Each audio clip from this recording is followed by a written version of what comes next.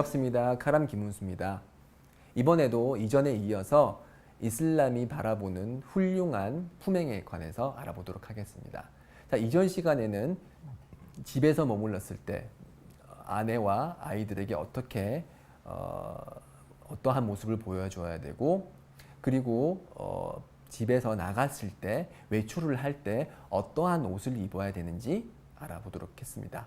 알아보는 시간을 가졌습니다. 이번에는 이렇게 집에서 나갔을 때 교통수단을 타거나 아니면은 걸어서 갔을 때, 그리고 그 이동하는 시간과 거리가 길 때, 즉 장거리 이동을 하거나 여행을 했을 때 우리가 어떠한 예절을 갖춰야 되는지 알아보도록 하겠습니다.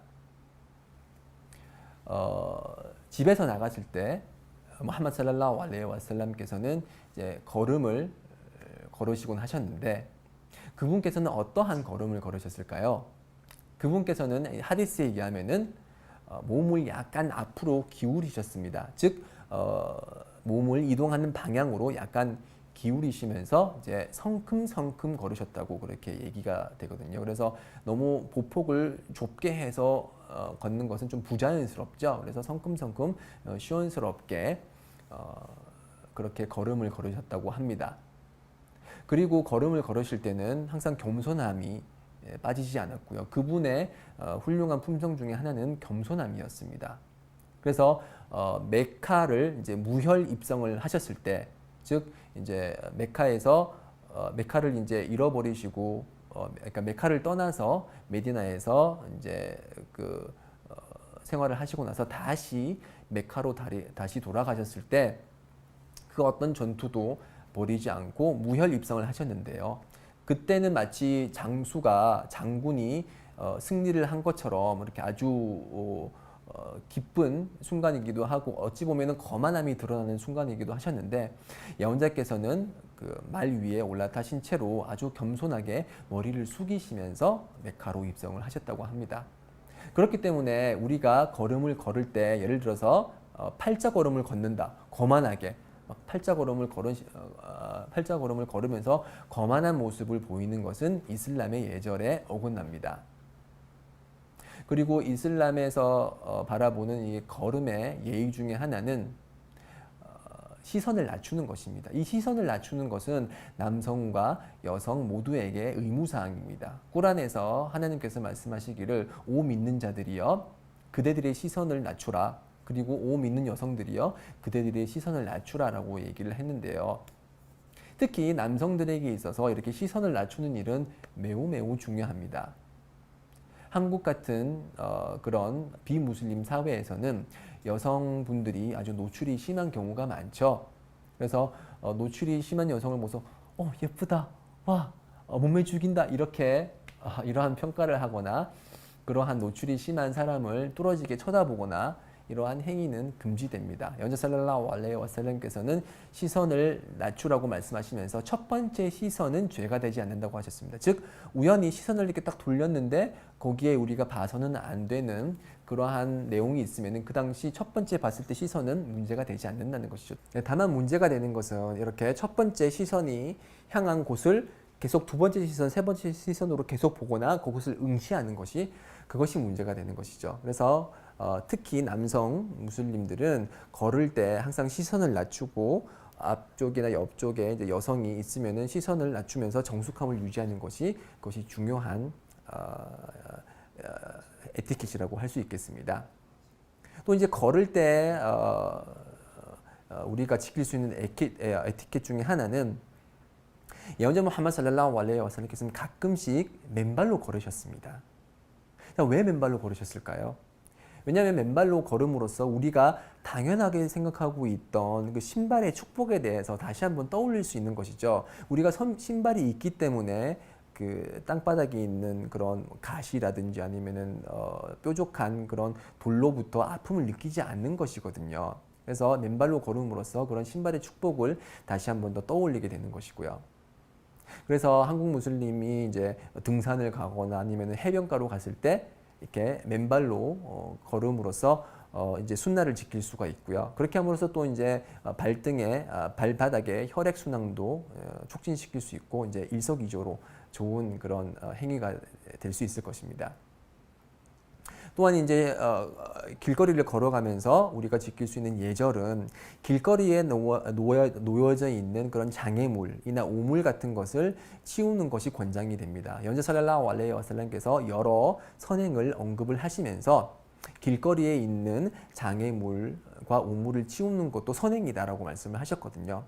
그렇게 우리가 길거리를 가다가 길거리 통행에 방해가 되는 뭐 커다란 돌이 있다거나 아니면은 오물이 있어서 사람들이 보기 싫어하는 게 있으면은 저희들이 그것을 치움으로써 순나도 실천을 하고 그리고 한국 사회에 대한 봉사도 할 수 있는 아까 전에 말한 그런 일석이조의 효과를 거둘 수가 있겠죠. 이제 또 다른 하디스에 의하면은 길거리를 가다가 길을 잃은 사람이 길거리를 물었을 경우에 거기서 자기가 아는 그런 길을 가르쳐 줌으로써 그 사람의 방향을 잡아주는 것도 커다란 선행 중에 하나라고 언급이 되어 있습니다. 자, 이것이 이제 우리가 길을 가면서 지킬 수 있는 예의 중에 하나고요. 이제 걷기도 하지만 저희는 외출을 할 때 이제 승용차를 타거나 아니면 이제 탈 것을 타기도 하죠. 자, 그러면 탈 것을 탈 때 그 승차를 했을 때 저희들이 지켜야 될 예의는 뭐가 있을까요? 자, 뭐 지하철이나 아니면은 승용차를 탔을 때 그 탈 것을 탔을 때 이제 저희는 꾸란에 언급되어 있는 두아를 합니다. 수브하날라디 사커라 라나 하다 와마 군나 라후 무qrinin 이런 식으로 이제 길게 이제 두아가 있는데 그 이제 아랍어 원문을 외우셔서 이제 두아를 하는 것이 좋고요. 이런 긴 아랍어 원문을 외우기 힘들다 그러면은 그냥 비스밀라 하나님의 이름으로라고 하는 것도 허용이 될 것입니다.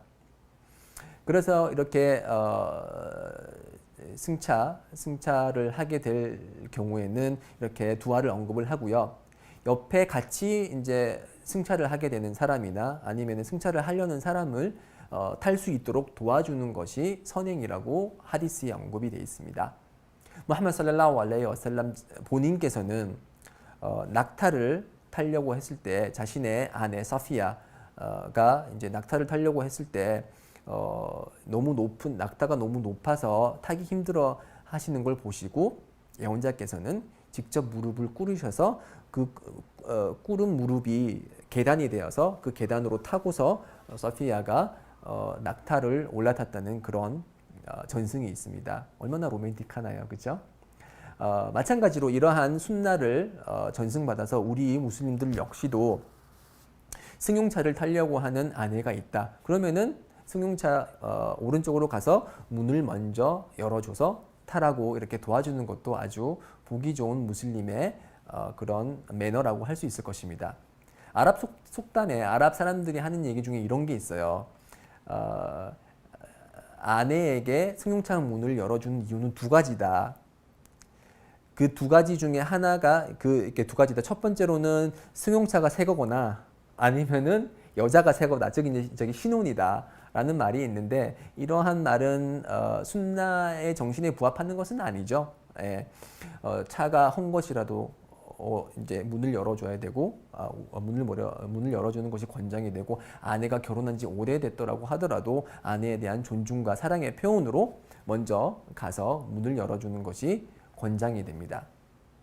그리고 이렇게 타고 나서 이제 탑승을 하고 나서 운전을 하는 사람이 아닐 경우에는 즉 이제 조수석에 있을 때는 이제 그 행동이 자유스럽기 때문에 그때 이제 순나 예배를 드리는 것이 권장이 됩니다. 탈 것 위에서 순나 예배를 드리는 것이 권장이 되고요.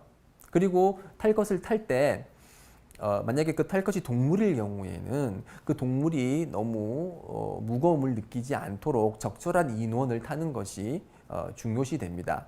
그래서 연전 살랄라후 알레이히 와살람께서는 동물이 부담할 수 없을 정도의 무거운 많은 사람의 인원이 타는 걸 금지하셨고요. 그리고 속도를 낼 때도 동물에게 채찍질을 할 때도 얼굴을 때리는 행위를 금하셨습니다. 물론 지금 현 시대에서는 이제 승용차가 있기 때문에 뭐 승용차는 많이 탄다고 해서 승용차가 부담을 느끼거나 고통을 느끼지 않겠지만 5명 5인승인데 막 6인승 6명, 7명이 타는 것은 이제 금지되는 행위겠죠. 실정법상. 그래서 우리 무슬림 역시도 한국 실정법을 존중을 해서 그렇게 승차 인원을 초과해서 타는 일은 없어야 되겠습니다. 자, 장거리 이동을 할 때는 장거리 이동을 하게 되면은 저희는 이제 단축 예배를 드릴 수가 있고 여러 가지 어려움에 직면을 하기 때문에 여러 가지 규정들이 완화가 됩니다. 그리고 장거리 여행을 할 때 제가 이제 언급하고 싶은 것 중에 하나는 2명 이상이 함께 장거리 여행을 할 경우에는 그 2명 이상의 그런 여행자들 중에 한 명을 지도자, 리더로 이렇게 선택을 하는 것이 순납니다. 그래서 이 한 명을 아미르, 즉 이제 리더로서 선택을 함으로써 언제 정차를 하고 언제 휴게소에 들르고 언제 돌아오고 그러한 의사결정을 할 때 서로 간의 의견 일치를 볼 수 있도록 리더에게 우선권을 줌으로써 그렇게 서로 갈등하고 말싸움을 하게 되는 그러한 경우를 최소화하는 것이 이슬람의 그런 예의이자 예의 범절입니다. 자, 지금까지 이렇게 간단하게 이동을 할 때 걸을 때 그리고 탈 것을 탈 때 어떠한 예의가 있는지 간단하게 살펴보았습니다. 자, 다음 강의에서도 이제 이전의 강의에 의해서 여러 가지 예절에 관해서 알아보도록 하겠습니다. 다음 강의도 잘 시청해 주시면 감사하겠습니다. 고맙습니다.